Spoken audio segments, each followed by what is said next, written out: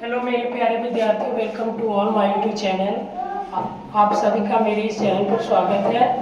हम लोग 20 के दांत क्लास 3 की हिंदी चैप्टर नंबर 2 पढ़ रहे हैं। हम लोग पाठ सारांश और क्वेश्चन आंसर हम लोग पहले वीडियो में कंप्लीट कर दिया। आज दूसरा वीडियो है, तीसरा वीडियो आपका है, जिसमें हम लोग आज ऑब्जेक्टिव क्वेश्चन को कवर करेंगे।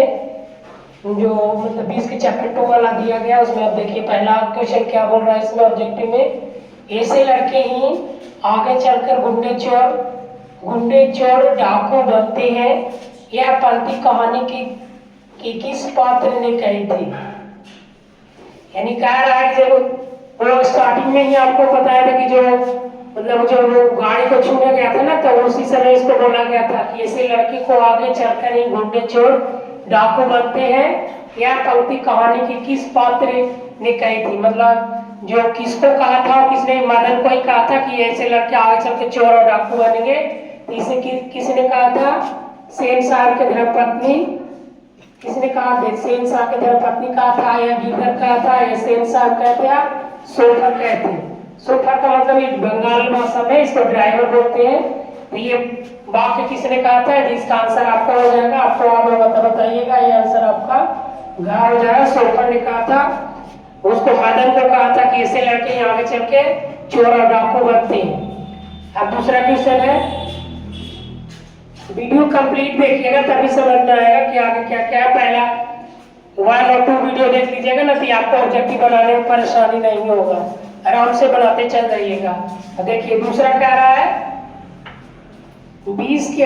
20 के दांत के शीर्षक कहानी के कहानीकार कौन है? कहने का मतलब जो 20 के दांत चैप्टर 2 में है, 10th में, इसको किसने लिखा है, इसका राइटर कौन है? तो आप पढ़िए, ऑप्शन कौन तो आपको पता होगा, अगर पढ़े होंगे तो पता ही होगा। पहला आपका मोहन राकेश है, दूसरा कमलेश्वर है, और ग में है प्रेमचंद, और घ में आपका है नलिन विलोचन शर्मा। तो बताइए, आप लोग इसको पता होगा, अगर पढ़े होंगे 2 चैप्टर आगे, तो इसमें आंसर आपका घ होगा। इसका लेखक कौन है? नलिन विलोचन शर्मा। का जन्म कब हुआ था? 1916 में, और मृत्यु कब हुआ था? 1961 में। पटना के रहने वाले हैं, पटना बॉर्डर में था इनका जन्म हुआ था। ये में पटना यूनिवर्सिटी से किए थे। चलिए आगे उनके बारे में थोड़ा सा समझ लिए। प्रश्न संख्या तीसरा क्या कह रहा है? सेन साहब अपने पुत्र को बनाना चाहते थे। यानी सेन साहब अपने पुत्र को क्या बनाना चाहते थे?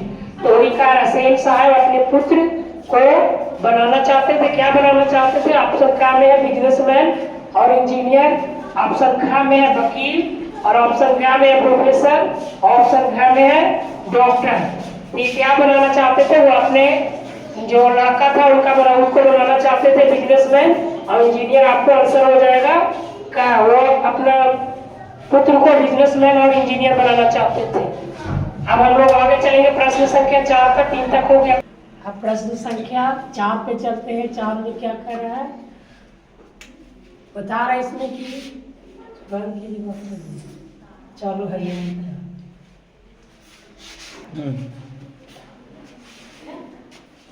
शुरू कर दिए। अब प्रश्न संख्या 4 पे चलते हैं। देखिए प्रश्न संख्या 4 क्या कह रहा है? 20 के दांत पाठ के विधा कौन है? यानी मतलब इसमें क्या है? कहानी है, निबंध है, ये क्या है इसमें? ये आपका ऑप्शन है निबंध पहला, दूसरा ऑप्शन है गीत, कविता और कहानी। इस मतलब होता है ना, जैसे पहला चैप्टर निबंध था, इसमें क्या है? तो इसका आंसर आपका घ हो जाएगा, ये एक कहानी है। ठीक है, अब प्रश्न संख्या 5 पे चलते हैं। इसमें कह रहा है कि सेन साहब की कार का कीमत कितना था? यानी सेन साहब जो कार लिए थे काला वाला, उसका कीमत कितना था? ऑप्शन है 7,500, दूसरा ऑप्शन है 8,500, और तीसरा ऑप्शन है 9,500, और चौथा ऑप्शन है 7.5 लाख। ये आपको बताया होगा, कितना बताया गया था, कितना ही है? ये आपको है 7,500। यानी ऑप्शन नंबर क्या होगा? सेन साहब की गाड़ी की कीमत था 7,500। अब प्रश्न संख्या 6 है। प्रश्न संख्या 6 पर है कि नलिन विलोचन शर्मा का जन्म कब हुआ था? इनका जन्म कब हुआ था? आपको याद होना चाहिए। हम बताए थे, अभी बताए पीछे कितना है। एक ऑप्शन है 14 जनवरी 1915, दूसरा 18 जनवरी 1916, और तीसरा ऑप्शन है 22 मार्च 1917 और 14 अप्रैल 1918। इनका जन्म कब हुआ था? इनका जन्म आपका हुआ था 18 फरवरी 1916 में। अब मृत्यु कब हुआ था? मृत्यु हुआ था 1961 ईस्वी में। इनका जन्म 18 फरवरी 1916 ईस्वी में हुआ था पटना में, पटना बांदर घाट पे। कहाँ हुआ था? पटना बांदर घाट पे। अब प्रश्न संख्या 7 में क्या कह रहा है? सेन साहब के आंखों का तारा मतलब कौन है? यही कह रहा है कि सेन साहब के आंखों के तारा कौन थे? कौन है मतलब कौन था उस समय तक? क्या ऑप्शन है? का, क्या ऑप्शन है? खोखा, ग ऑप्शन है खोखी और घ इनमें से कोई नहीं है। उपयुक्त सभी करा उपयुक्त इसमें से सभी है, तो इसका ऑप्शन क्या आंसर क्या होगा? उनका बेटा जो पुत्र था ना, वो जो कासू था ना, वो वही बंगाल की भाषा से प्यार से खोखा बुलाते थे। तो इसका ऑप्शन आपका हो जाएगा ख। अब हम लोग आगे चलेंगे प्रश्न संख्या 8 पे। अब प्रश्न संख्या 8 पे चलेंगे। ये प्रश्न संख्या 8 इस प्रकार है। इसमें बोला जा रहा है मोटर कार की किससे खतरा हो सकता है? यानी जो सेन साहब की गाड़ी थी उसको खतरा किससे हो सकता है? ऑप्शन आपको है पहला खोखा, दूसरा मदन, तीसरा गिद्धर और चौथा आपको इंजीनियर का था। गाड़ी को किससे खतरा था? सबसे ज्यादा खतरा था खोखा से। अब प्रश्न संख्या 9 में क्या कह रहा है? खोखा का दांत किसने तोड़ा? जो उसमें 20 के दांत थे ना, उसको किसने तोड़ा था? तो ऑप्शन ए आपको मदन है, ऑप्शन बी यानी ऑप्शन ख कौन है? मदन के दोस्त ने, और घ सेन साहब ने, और घ गिरधर ने थे। मदन को दांत ही खोखा को दांत किसने तोड़ा था? तो खोखा का दांत तोड़ा था मदन ने, जो गिरधर का बेटा था। प्रश्न संख्या 10 सीमा, रजनी, आलो, शेफाली, आरती 5 किसकी बहन थी? तो ऑप्शन पहला आपको खोखा की, मदन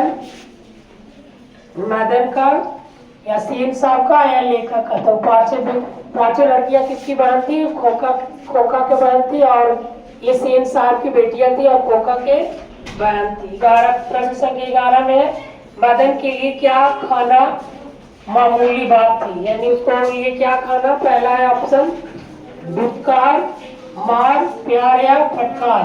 तो सबसे ज्यादा क्या खाता था? मार। उसके लिए मार खाना मामूली सा बात है। हर बात पे उसको पापा जो गिरधर थे ना, वो हमेशा उसको मारते। कोई भी बात छोटा मोटा बात के लिए भी वो पिटा जाता था। अब अगला चलेंगे प्रश्न संख्या 12 पे। 12 और 13 दो और बचे हैं, वही को कंप्लीट कर देंगे। अब हम लोग प्रश्न संख्या 12 पे चलेंगे। हम लोग 11 तक पीछे पढ़ लिए थे। 12 इसमें 12 में क्या कह रहा है? मैं तो खोखा को इंजीनियर बनाने जा रहा हूँ। यह कथन किसका है? किसने बोला था कि हम अपना बेटा को इंजीनियर बनाएंगे? तो पहला ऑप्शन आपका सेन साहब, दूसरा गिरधर लाल, तीसरा मिस्टर सिंह और चौथा है मुखर्जी साहब। तो किसने बोला था कि अपना बेटा को इंजीनियर बनाएंगे? ये बोले थे सेन साहब ने, मैं अपना बेटा को इंजीनियर बनाऊंगा। और ये लास्ट क्वेश्चन आपका है, महल और झोपड़ी वाले के लड़ाई में अक्सर महल वाले ही जीतते हैं। कह रहा है कि महल और झोपड़ी में लड़ाई होता है, इसलिए बात है कि महल वाला ही जीतेगा क्योंकि उसके पास ज्यादा पैसा होता है। पर उसी हाल में जब झोपड़ी वालों उसकी मदद करते हैं, तो मदद करते किस पार्ट की पंक्ति है? मतलब ये कह रहा है कि महल झोपड़ी की लड़ाई वाला में ये उसी में है। किस कहानी के बाद चैप्टर में बात कर रहा है? तो पहला ऑप्शन बहादुर, शिक्षा और संस्कृति, मछली और 20 के दांत। ये महल झोपड़ी का लड़ाई किस कहानी में था? इसका ऑप्शन आपका हो जाएगा घ की 20 के दांत में ही महल और झोपड़ी, जो कि सेन साहब महल में रहते थे और गिरधारी लाल झोपड़ी में मदन और खोखा के बीच लड़ाई हुआ था, महल और झोपड़ी के बीच में। चलिए अब यहाँ तक के वीडियो खत्म करते हैं। आपका पूरा ऑब्जेक्टिव कंप्लीट हो गया। चैप्टर 2 का 13 क्वेश्चन था, पूरा कंप्लीट कर दिए। Thank you so much watching this video. और लाइक को शेयर कमेंट करते रहिए। जो आपको डाउट है वो आप कमेंट में बता सकते हैं। Thank you.